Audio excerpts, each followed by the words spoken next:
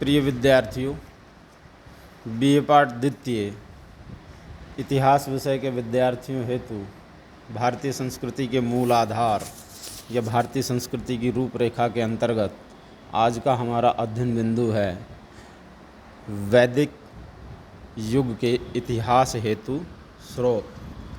देखिए, वैदिक युग की ऐसी कोई रचना उपलब्ध नहीं है जिन्हें ऐतिहासिक प्रवृत्ति का कहा जा सके। इस युग का जो भी साहित्य हमें प्राप्त होता है वह मूलतः धार्मिक है। इसमें धार्मिक अवधारणाओं और कर्मकांड विवरण के साथ तत्कालीन सामाजिक विषयों का उल्लेख भी धर्म के प्रसंग में ही हुआ है। इस युग में धर्म तत्व का विचार मूलतः देवत्व का विस्तार है। यज्ञ के द्वारा देवताओं का अनुग्रह प्राप्त करना ही धर्म का मुख्य ध्येय वैदिक युग में था। आर्यों का विश्वास था कि देवताओं के अनुग्रह से ही भौतिक जीवन के सुखों और ऐश्वर्यों की प्राप्ति होती है। इसके लिए देव स्तुतियों के साथ साथ यज्ञ संपादन की परंपरा प्रारंभ हुई। वैदिक कवि या ऋषि अपने मन में देव स्वरूप की सृष्टि करके मंत्रों द्वारा सूक्त रचते थे। इसलिए इन ऋषियों को मंत्र दृष्टा कहा गया है। यज्ञ के अवसर पर ऋत्विकों के द्वारा इन्हीं सूक्तों का पाठ किया जाता था, इसलिए ऋत्विक इन्हें कंठस्थ कर लेते थे। श्रुति परंपरा से ये सूक्त एक युग से दूसरे युग में कंठस्थ किए जाते रहे। संभवतः विश्व में ऐसा कोई और उदाहरण नहीं है जहाँ इतनी बड़ी संख्या में कविताएं श्रुति परंपरा से दीर्घ काल तक विद्यमान रही हों। इन सूक्तों के अधिकांश कवि ऋषियों के नाम ज्ञात नहीं हैं।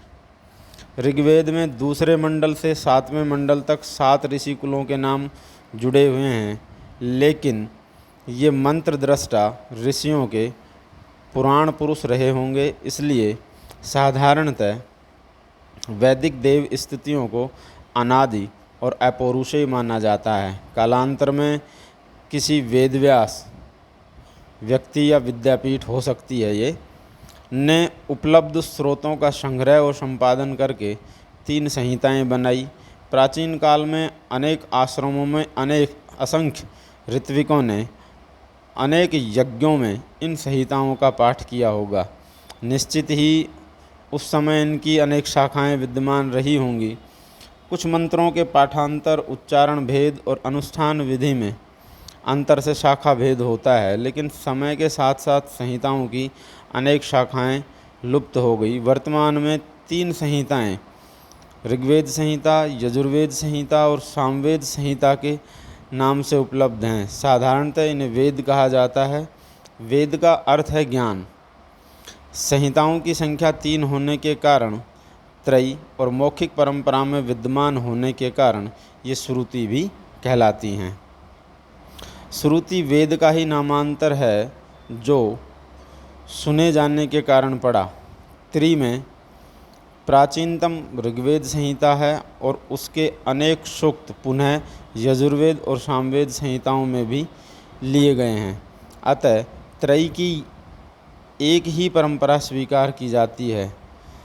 समयांतर से सूक्तों और कुछ गद्य अंशों को मिलाकर एक और संहिता बनाई गई जिसे अथर्ववेद संहिता कहा जाता है।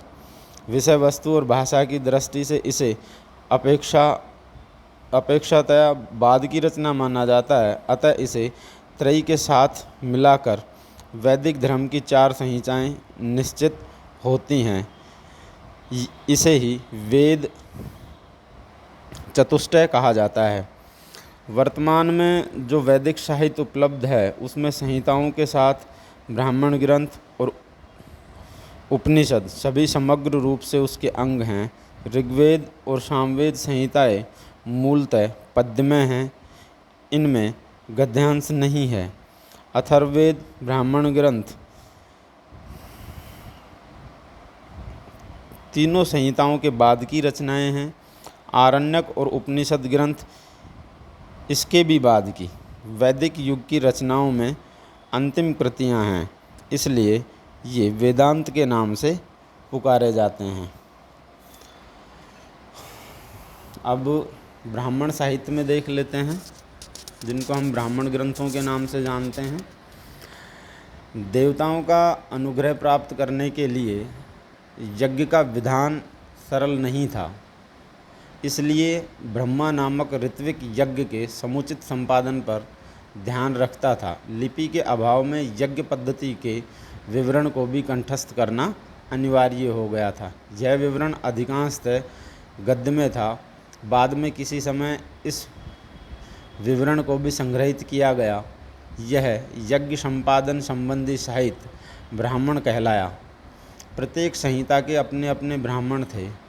इनमें कुछ लुप्त हो चुके हैं। वर्तमान में ऐतरेय, कौशिकी, तंड, तैत्तिरीय, शतपथ और गोपथ ब्राह्मण उपलब्ध हैं। वैदिक यज्ञ को साधना ही नहीं परम सिद्धि माना गया है। यज्ञ के द्वारा प्रकृति की अंतः शक्तियों पर प्रभुत्ता प्राप्त की जा सकती है। इसलिए ब्राह्मण ग्रंथों में स्थान स्थान पर कहा गया है कि यज्ञ ही प्रजापति है। उपनिषद। उपनिषदों का विषय दार्शनिक समस्याओं से संबंधित है। ये सभी परंपरा से विकसित होकर कालांतर में ग्रंथ के रूप में प्रकट हुए। ऐसा विश्वास किया जाता है कि किसी समय अनेक उपनिषद ग्रंथ विद्यमान थे, लेकिन वर्तमान में 18 उपनिषदों को ही प्राचीन माना जाता है। इनमें से ऐतरेय, कौशिकी, ईशोपनिषद, बृहदारण्यक, कठ, श्वेताश्वर, तैत्तिरीय, मैत्रायणीय, केन, छांदोग्य, मुंडक, प्रश्न, मांडुक्य उपनिषद उल्लेखनीय हैं।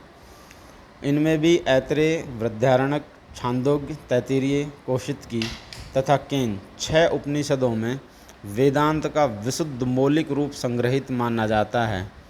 ये ग्रंथ गद्य और पद्य दोनों में संवाद शैली में लिखे गए हैं। भाषा और छंद की दृष्टि से वैदिक संहिताओं से भिन्न हैं। आत्मचिंतन तथा दार्शनिक विचार इनके मूल विषय हैं। अब अगला जो आता है इसमें वैदिक युगीन साहित्य में, वो हमारे आते हैं महाकाव्य, रामायण और महाभारत। उत्तर वैदिक काल के स्रोतों के संदर्भ में रामायण और महाभारत के साक्ष्य पर भी निश्चित रूप से हमें विचार किया जाना चाहिए। रामायण की रचना निश्चित रूप से 6ठी शताब्दी ईसा पूर्व के पहले हो चुकी थी। अतः उसमें वर्णित तथ्यों को 6ठी शताब्दी ईसा पूर्व के पहले का मानना चाहिए। लेकिन महाभारत रामायण के समान एक व्यक्ति द्वारा रचित महाकाव्य नहीं है।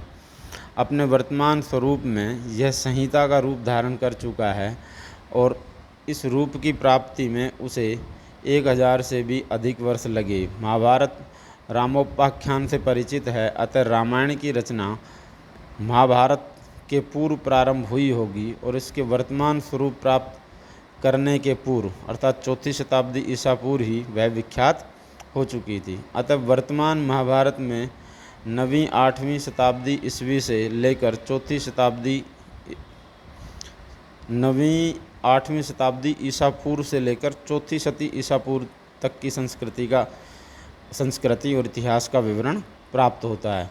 अतः महाभारत के साक्ष्य को 4ठी सदी ईसा पूर्व के पूर्व का तो मानना ही चाहिए, लेकिन इस ग्रंथ में उल्लेखित तथ्यों को कौन सा तथ्य किस समय का है, विवरण की दीर्घकालिकता को देखते हुए निश्चित करना कठिन है। इसकी ऐतिहासिक वंशावली प्राय उत्तर वैदिक कालीन मानी जाती है।